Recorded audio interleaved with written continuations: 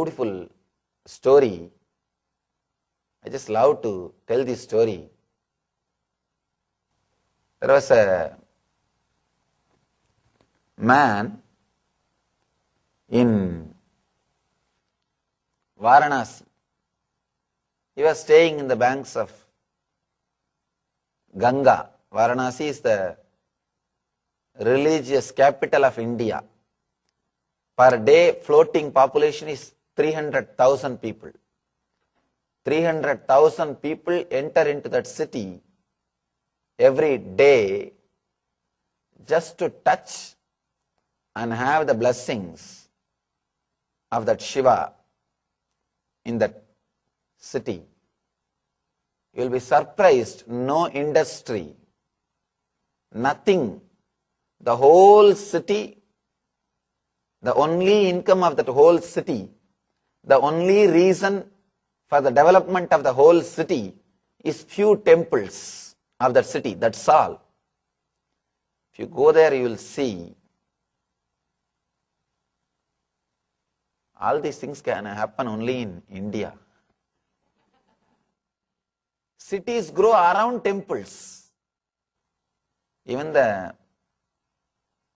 village in which I was born and brought up, if you see the value, means the amount of money, time, energy spent on building that village temple, and the amount of money, time, energy spent on building that whole remaining village, it is not even 10%.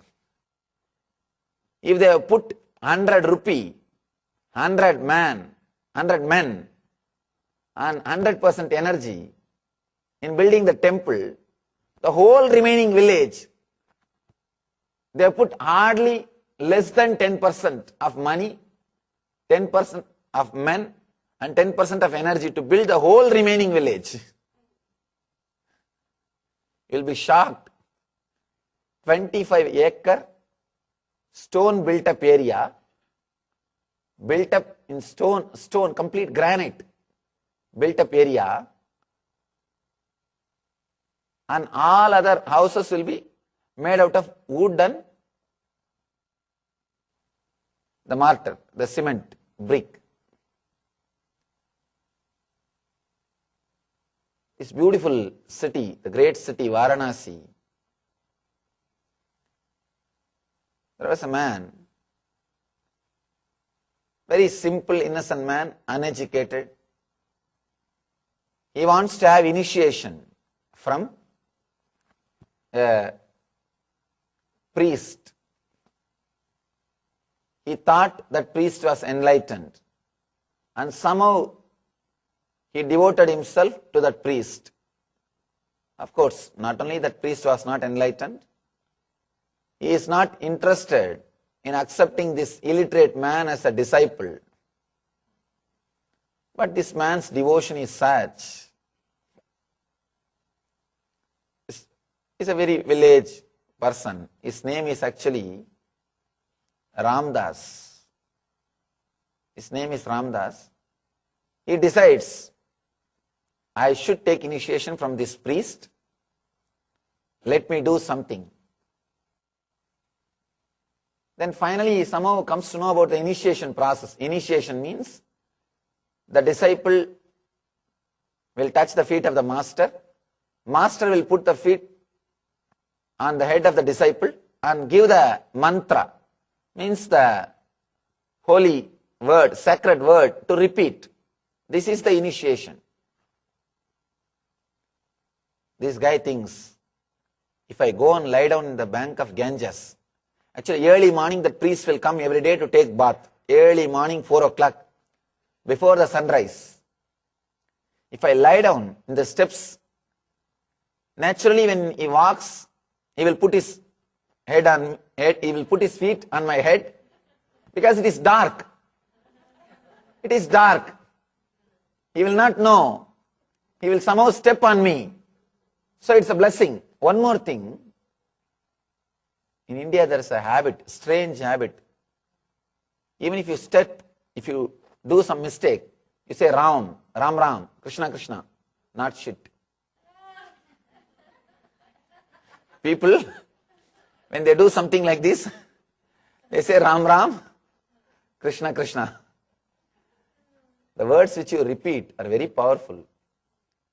So it is expected any devoted person is supposed to use the words related to God or sacred words, even when he is unconscious, even when he does something wrong.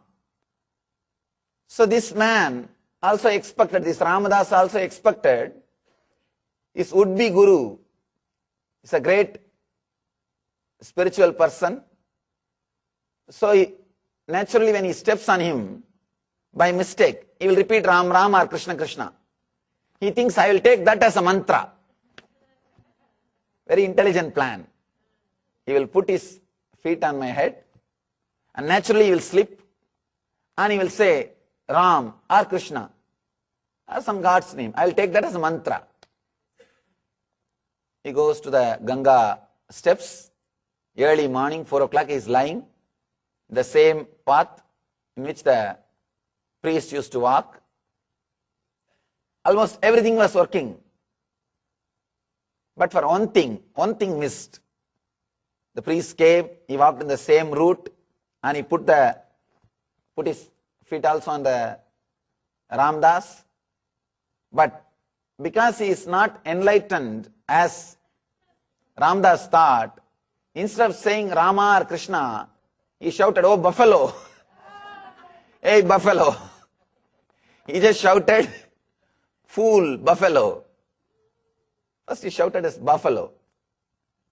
But this Ramdas is such a sincere person, he decides, whatever my master uttered is mantra.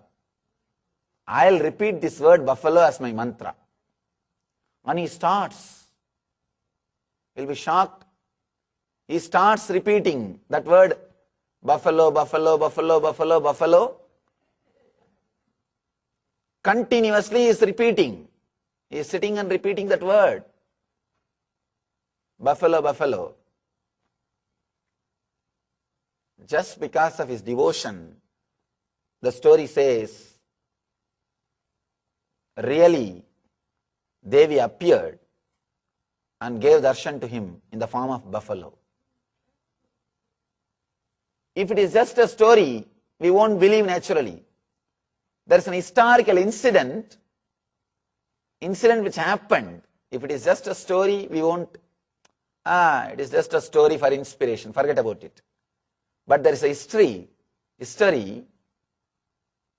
then you will understand the power of this devotion. The next year, festival time, they were trying to bring the Devi in the procession. When they were trying to bring the Devi in the procession, the door of that main temple is 10 feet height. Devi Murti is only 3 feet height. But when they were trying to bring that Devi, it's not coming out of the door frame, it is stuck. Physically there is nothing. But actually the Devi Murti is not coming out. Something is eating. These priests are trying their best. This priest who initiated him also is trying. Initiated him in the buffalo mantra. He is also trying. The Devi is not coming out. This Ramdas, he was there in the festival. He shouts, hey, don't you see the horns of the Devi is hitting the wall? It is hitting the window, it is hitting the door frame. Just lower a little bit, then she will come out. He was able to see Devi is appearing to him in the form of buffalo.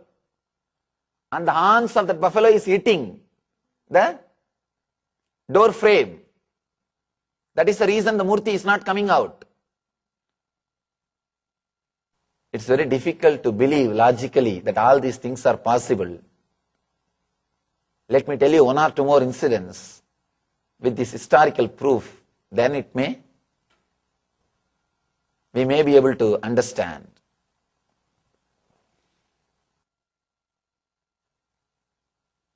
He shouts, "Oh priest, oh Gurudev, why don't you lower the statue a little bit? The hand of the Devi is hitting the wall." The priests are shouting at him, "Fool, don't you have eyes? What are you talking? Where Devi has got horns? Keep quiet. You are being allowed here itself is too much. Get out." They were shouting at him. Then they are trying their best. She is not coming out. Finally, he felt disturbed. Then they are hitting the Devi's horn on the door frame. He just went by force. He pressed the Murti off of feet. Immediately the Murti came out. It came out. The story says he was given darshan by Devi in the same form of buffalo on which he was meditating.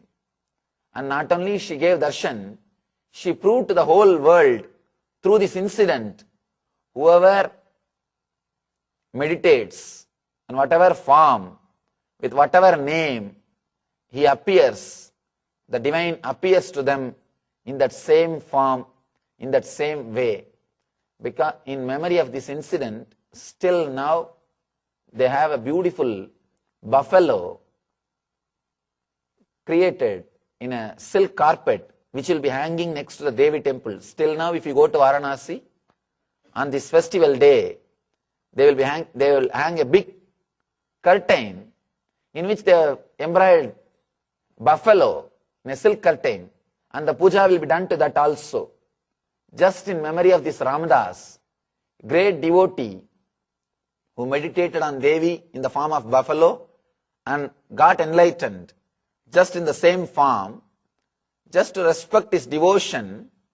Still now they worship Devi in the form of buffalo with a big golden screen, or a silk screen, the golden embroidery. Not one, thousands of incidents. And one more thing, the person from whom he took mantra, the priest himself, is not enlightened. He never had the darshan of Devi. But the devotee, Ramadas, just because of his devotion, not only able to have the darshan, he is able to communicate with the ultimate. Let it be very clear. Don't bother about whether the master is enlightened or not. The very devotion, the very surrender, very sincerity, that sincerity itself has got the power to liberate you, to enlighten you. The sweetness or the beauty of this type of stories, it creates so much of life, it creates so much of devotion, it creates so much of joy in your being when we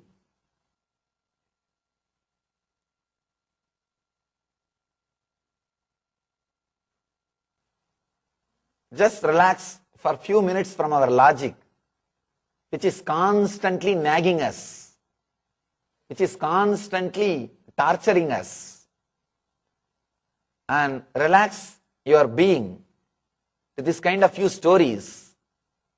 These few things can create devotion which can straight away help you to know the knower.